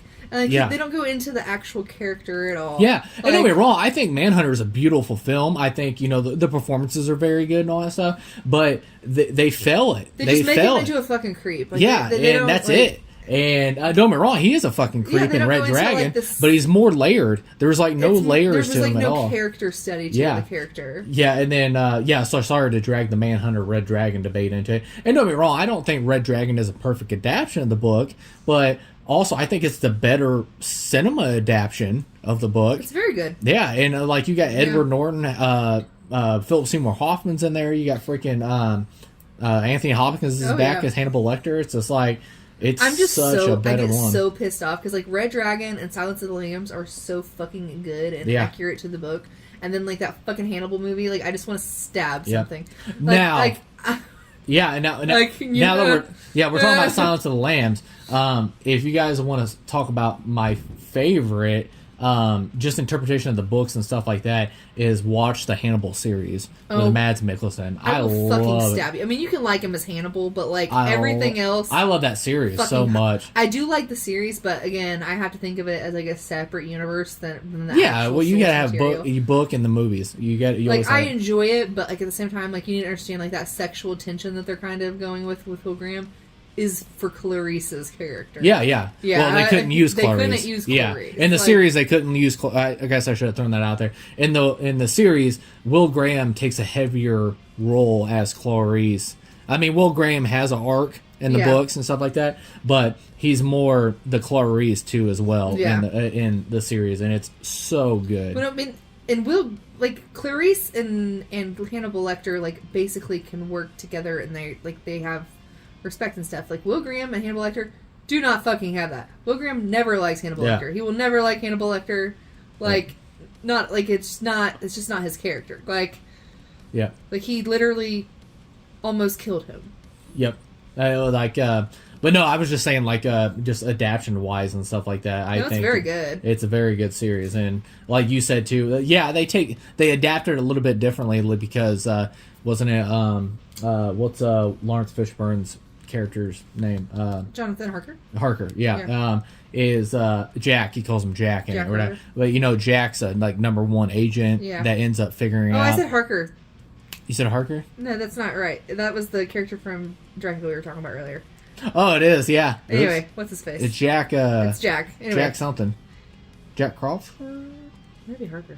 Harker? I don't know. Anyways. Anyway. Sorry. It's Jack. Rabbit hole. Anyways, but no, it was just you said how Will Graham figures out in the book how he figures out that Hannibal Lecter is actually... Yeah. That was close. Yeah. But they did it with a different character. Exactly. Well, I said they adapted it differently. I'm you fuckers. Would you please just, do it the right way? But it was just I don't know. I love that series so much. And by Brian Fuller, it was the showrunner on that. Just absolutely incredible. But, yeah, Mads Mikkelsen. It's Jack Crawford. Jack Crawford. Yeah, that's what Crawford. I said. Yeah, Crawford. So Jack Crawford is in all of them, and so then his relationship with Will is basically Will can figure it out. Yep. Like any serial he killer. He can basically a point of view of the serial killer. He's empathetic to them. He can understand where they're coming from. All right, we got to move on because we're breaking down the whole damn. I can't. I fucking series. love it. But Silence of the Lambs. Silence of the Lambs. All right, that's your number 2 with Silence of the Lambs. All right. So coming in at number 1. Drum roll. You know me? No, I'm kidding. But coming in at number 1 is the 1991 film, and that is James Cameron's Terminator 2. Everyone boo this man. No, I'm just absolutely love Terminator 2. I do love Terminator 2. If you go back, here's a little bit of spoiler if you got this far along, but hopefully you went back and seen or listened to the episode of the top 10 80s films. My favorite 80s films of all time is The Terminator, and my favorite 90s films of all time is Terminator 2. Judgment Day is the full title. Judgment Day is leaps and bounds better than Terminator 1, but continue. How dare you? Anyways, no, they're both masterpieces, but once again, going back to the I always brag, don't get me wrong, I'm not a big fan of the Avatar films that are going on today by James Cameron. I think they're good and all that stuff, but man... I think they're pretty. I don't think they're good. If you ever want to see just how much of an incredible filmmaker James Cameron is, he ends up doing Aliens, which is kind of one of the greatest sequels of all time, and he ends up doing Terminator, which a sequel to his own film is counted as one of the greatest sequels of all time. And this movie is incredible. If you ever watched The Abyss, he wanted in the original Terminator, he wanted 2 Terminators to come back through time to kill Sarah Connor and actually stop her from having John Connor. But at the time, the visual effects was not there. Doing the T-1000 and the liquid special effects. And then he did The Abyss and actually used those special effects in there. And he's like, it's here. It's finally here. I can actually do it. And I can't really give enough credit that isn't already there how amazing James Cameron has revolutionized special effects in Hollywood, given the Avatar films of today. What he did with Terminator 2. Characters really good. Exactly, and I'll get to Sarah here in a minute. Anyways, patience. Anyways, it's just incredible. The visual effects. My Uncle Chad told me there wasn't one damn special feature or documentary or anything from the 90s that you could escape without the Terminator 2 showing up in there when the T-1000 comes through the flames after the semi crashes and explodes and all that stuff, and he just walks through the fire. It's just like one of the most groundbreaking visual effects of all time. The way the T-1000, you didn't think the Terminator could get any more scary. You have the T-1000 that can basically form weapons, not projectile weapons like a gun or something like that, but it could actually form weapons and be even more deadlier and even more scarier. I did say in the top 10 80s films, the first Terminator is, and I get a lot of flack for this, but I will defend it until the end of time. The first Terminator film was a horror film first, and then the action and the sci-fi comes into it. I think the same thing with it's a little bit more heavy on the action, obviously, with Terminator 2, but it still has that horror elements there. One of the most goosebump scenes, too, that still freaks me out is when, number one, there's two of them, is when the T-1000 comes up through the floor of this behind the security guard, and then he takes that little thing with his finger and sticks it right through his skull, and the guy like is sitting there twitching and stuff. That just freaks me out. And then the other one that was just, it's so badass, and once again, the practical effects mixed in with visual effects, something I wish Hollywood would do a lot more these days, is if you can't, the last thing you should do is CGI, and you start with practical effects. But when the Terminator is, John calls his stepmom and stepdad, and he's like, the dog's barking in the background. He's like, acting crazy. He's like, let me see the phone. And then the Terminator, replicates John's voice. And he's like, Mom, he's like, what's the dog's name? And he was like, Max. And he was like, hey, Mom, what's wrong with Woofy? And she's like, well, Woofy's just fine. And then the Terminator hangs up the phone. He's like, your foster parents are dead. And they just walk, and it cuts back to the scene. And the T-1000 has the blade in the husband's mouth pinned up against the thing. One of the most creepy, horrifying scenes. And that's creepy. Like I said, it's horrifying. Like I said, it's doing the horror elements before the sci-fi and the action and stuff like that. So I just love that. Incredible work by James Cameron. And then to the practical effects too, done by the great Stan Winston. It's just incredible. There's a part in the movie, obviously later in the film, when the T-800 Arnold is all busted up. You can see the skeleton underneath, and the special effects look incredible. There's a part in the film where the Terminator cuts his own arms and pulls off the flesh over the metal skeleton, and the special effects of the hand is absolutely incredible. And just downright to the action overall. Terminator 2 is not only one of the greatest sequels of all time, not one of the greatest films of all time. It is one of the greatest action films of all time. The action is absolutely incredible. From the shootout with the cops with the Gatling gun at the post office to the showdown between the T-800 and T-1000 and the boiler to the mall. You have the semi coming off the side of the bridge, and they actually did that. It's just It's incredible. I love the effects. The action's incredible. I can't say that enough. And then you have, a concept that's almost the same, but it's actually different in itself, is the big twist that you just got done with Terminator 1, that Arnold, the T-800, is the bad guy. So I love it when we get first introduced to Arnold. He comes through the portal just like in T1, and you're just like, oh my god, there's another Terminator back, and you're like, it's the evil one. And then you get the T-1000. Right, evil one, it's just one. Yeah, well, it's the T-1000. We just think he's a regular Terminator. Yeah, and we think it's the bad guy. We think it's the bad guy. We don't know it's, all that stuff. Yeah. And the cool twist that the T-1000 comes through, and we don't know that's a Terminator. I was thinking it was just something like Kyle Reese. It was just another soldier that came back to protect Sarah. And I was like, oh, okay, we're doing this again and all that stuff. I was like, okay, that's odd. And then you kind of find out is the T-1000 is actually the bad guy.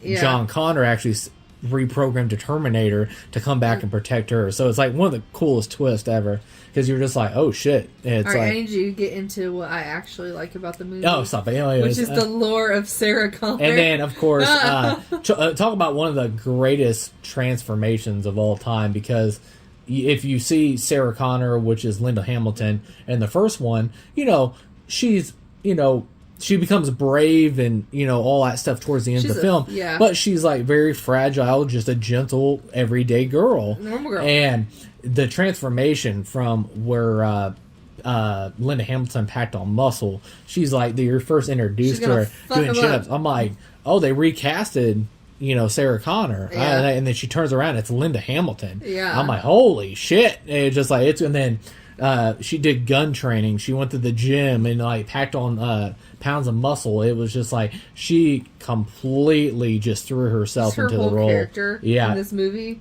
is incredible, just amazing. One of my favorite mother characters ever. Yeah, and the thing too is just like, and later in the film it comes that's the emotional heaviness of this film, and it's once again emotion is number one. You had love in the first Terminator film, and it's the same thing in this one. You have love, but it's in a more dramatic way that I think it's geniusly done by James Cameron.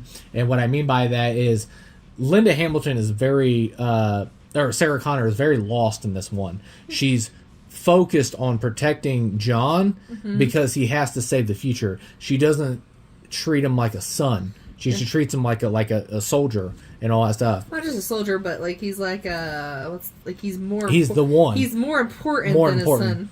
Yeah, and she's like, but she never is that mother figure to him. She becomes his protector. Yeah, yeah, and it's just like so. And then later in the film too, you can see how lost Sarah Connor is because she gets to the point where. This is the reason why I need notes because I can't forget the guy's name. But the guy that ends up going on to create the program that makes You're talking to the wrong fucking person here because I'm totally on her side. I'm just saying. But makes anyway, Skynet. Yeah, he makes that Skynet. Makes Skynet have a living brain basically, and he created the Skynet program. Yeah. And basically, the AI can start thinking on its own. Blah blah blah. Well, she goes to murder that guy, and she realized that she's no better than the Terminator. She's become literally a human Terminator herself, and when the kid comes in and don't leave my dad alone and blah blah blah, she realizes she's the very monster Terminator that she hates and all that stuff. And so it's so good. And then she tells John, she's like, I love that she's in an asylum when you first see her because like if someone was saying that shit to you, you would be definitely. You're fucking crazy. Yeah. And it's the same, the psychiatrist from the first Terminator film. He's like, I'm going to make a career off this guy and all that stuff because Kyle Reese was in the thing. And then, and he did too. He made a career off Sarah Connor's, story, which was, true and all that stuff. But yeah, dude, Linda Hamilton is so freaking good in this film. Like she, once again, like she's uneasy at times because she does that thing like talking about everybody's going to be fried and all that stuff, and then she's just completely a different character compared to Terminator 1. So, yeah, but I gotta shut up. Like I said, I can't say enough things about Terminator 2. Great music score, cinematography, set pieces. The action is masterfully done. Masterful film by James Cameron. One of the greatest films of the 90s. And one of the greatest sequels of all time and one of the greatest movies of all time. It is absolutely incredible. But yeah, coming in at number one, I had 1991's James Cameron's Terminator 2. All right, Jess, drum roll. What's at your number What's my number one? one, James? Oh, I have a feeling. I'll let you take. I won't spoil it. Go ahead, do it. All right.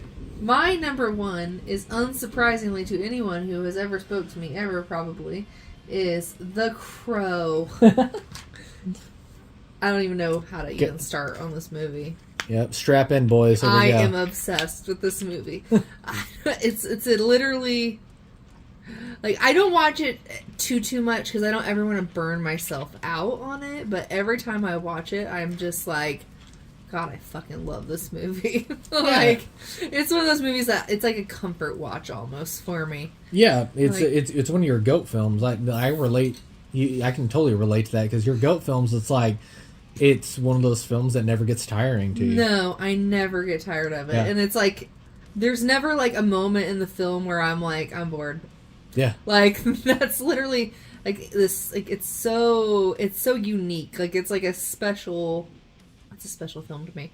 Like, everything visually is just so fucking gorgeous in this movie. It's just, like, looks, like, dirty and, like, rough. Everything is, like, muted, like, with grays and whites and blacks and reds. And then, of course, like, the dialogue. Like, this movie is, like, one of those movies that, for me, is so quotable. Yeah. Like... Can't read all the time. I can't read all the time. Like... Like mothers, the word for God. Yeah. On the lips and hearts of all children. All children, yep. That's so good. And then, like, Victim. there ain't no coming back. Like, Yeah. that scene itself, like, where the guys in the car. Repeatedly like, saying, 10-10? Yeah. There ain't no coming back. Like, that is, like, my favorite. Like, I could say, like, every scene is my favorite fucking scene. Victims aren't real. Yes. I love that one, too, before he stabs. Like, and it's just such a, like, it packs such a heavy punch for me. Like, there's still, like, parts of it that I've seen it, like, literally hundreds of times that still make me want to fucking cry. Like, that is, like, what it is. Yep. It is what it is. And yeah, then, Detroit, I do not want to live in either. No, that thing is fucking rough. scary. Like, the bad guy is, like, I satisfyingly need you to bad. Google that real quick. Satisfyingly. We have to get the actor's name. What is his name? He's such a good fucking bad guy. Yeah. Well, you said too, it's like it's such such a amazing concept with the crow. Like basically, a soul can't go onto death because Michael Wincott. Michael Wincott. What was the character's name? Top Dollar. Top Dollar, isn't it? Oh yeah. So he he's so good in this film, and what an epic voice on that dude. He has such a crazy fucking voice. Yeah, he could never. It's play iconic. He could never play a good guy. And dude, one of my favorite scenes that we talk about all the time when he goes and he's like, "All right, let me break it down for you. Bang, you're fucking dead." And like, dude, that scene gets me every fucking time. It's so fucking creepy. Yep. Like, and just like every scene, like, and then of course, like, obviously, I can't go if we talk about the movie without talking about Brandon Lee. Like, just like the tragedy. I was gonna save that till last. Tragedy surrounding the film, but also what a fucking amazing performance. Yeah. Like, there could never. Like, I don't give a fuck. I'm so fucking pissed off about this movie being redone. Y'all don't even know. Okay, like it's not redone. It's just a reimagining them. Okay, number one. Yeah, I'm not happy about it either, like, leave it the fuck alone. This is one of those. I'm like, leave my movie alone. Well, I think you can do another. I think you can do another Crow film. I just wish they didn't call him Eric Draven. Exactly. It's just another vengeful soul that the Crow finds. Yeah. And yeah, all that stuff. But anyways, stay on subject. Anyway, and then of course, like, the soundtrack. I love it. I have the soundtrack literally in my car. The Cure, but like also literally all the fucking music. Oh yeah. And then, like, there's, like, that whole play, like, with, like, the little girl and her mom, and, oh, my God. Yeah, and then, what was, talking about I don't know about Epic quote, but it was one another scene that makes me laugh so much every time. He was like, he's like, "How do you feel?" And he yells at the dude, he's like, "I feel like a little worm on a big fucking hook." He's like, it's so good. Like, it's just the whole thing. It's just amazing. Like, yeah. I don't even know what to say about it other than you have to watch it. Yeah, and it has before I get to the final act and stuff like that. Oh, well, let's do the final act first because I'll get to the best scene of the whole film. But anyways, the final act is so good. It just like when Brandon or Eric Draven, he jumps up and was a Top Dollar and ends up he was like I have something for you too, and he was like, what was it, 16 hours of pain or something like that, all the pain all at once or something like that. And then he falls. It's like it's such a good conclusion and stuff like that, and then he can finally rest and go on to the afterlife, avenging the love of his life. Like, it's so good, and it's so fucking sad. Like, all the memories of her, like all the flashback scenes of, like, him and her, like, just like break your fucking heart. Yep. Well, the thing too is like he's and that's what I found interesting about the Crow too. It's like, could he just go on and live until he dies again? So that always was a curiosity. But anyways, after he gets his vengeance, he's mortal again. Mm-hmm. So he's not immortal anymore. So that was so great about the third act is like, the stakes are high now because what's her face was a prisoner by Top Dollar, the little girl or whatever, and it's just like, it's like you're vulnerable now and stuff like that. What made him vulnerable is that they killed the bird. Oh, they injured the bird. That's right. Duh. Yeah. I'm dumb. Yeah. But, like, I don't know. I mean, he probably would have, I don't think he could have lived forever. I think, he was just brought back to fulfill, his vengeance, and then he would go on. Yeah. I just don't think his soul could have rested until... Yeah, because it's such a beautiful scene at the end, too, because she comes from the afterlife to get him and then brings him on, so it's so good. But, and then the final an epic shot before I get to my favorite scene. The whole thing is an epic shot is when man, I want to say Tintin. It wasn't Tintin that got blown up in the car, was it? It was I don't know, but anyways, well, after he gets blown up, and when he's getting ready to ramp up the side of the bridge, he throws the lighter, and it makes the crow in the frame or whatever. So I love that. And then, but anyways, my favorite scene, you know, tell me your favorite scene as well. But my favorite scene is when he goes and confronts the whole, you know, gangs and everything getting together on that long table.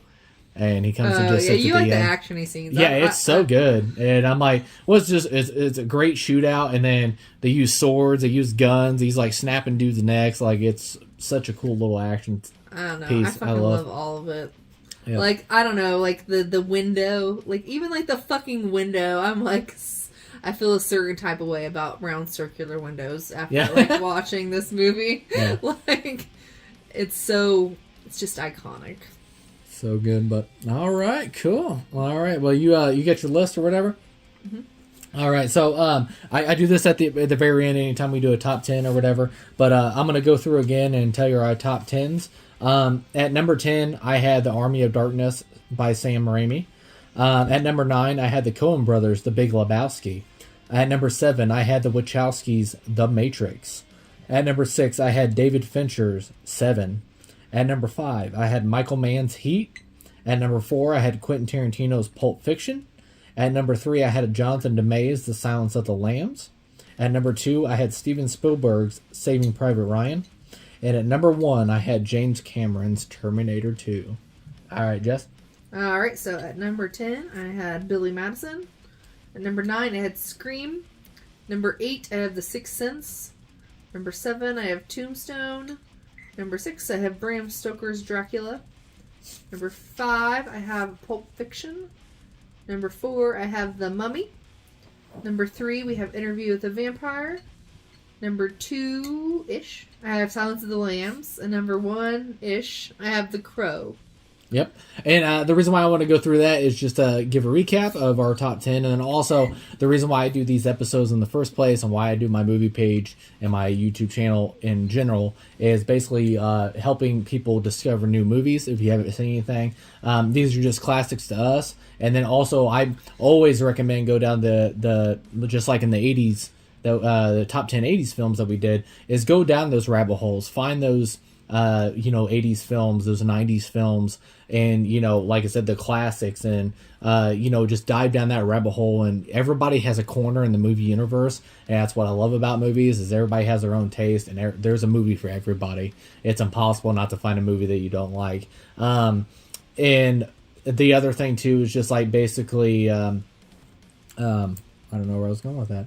But no, and once again, I just that's what it was. We're in the streaming world right now, and that's the heartbreaking thing about this is if films don't make it like view wise on a streaming service, they get thrown into the abyss. So the reason why I do these top 10s is to basically of the 80s, 90s. I want to do the 70s. I want to do the 2000s, the 2010s, and all that stuff. Is basically if they're not on these streaming services, basically they're lost in the abyss. That's why I'm a physical media owner. But anyways, but it's just discovering these movies because I want people to discover these films, these great films, these comedies, the films that make you feel good, all that stuff. But like I said before, everybody has a corner in the movie universe, and that's why I love doing this stuff. So hopefully this has inspired you guys to go check out films of the 90s, just like before we did the 80s. And I hopefully I will be doing the 2000s. I'm going to get together with my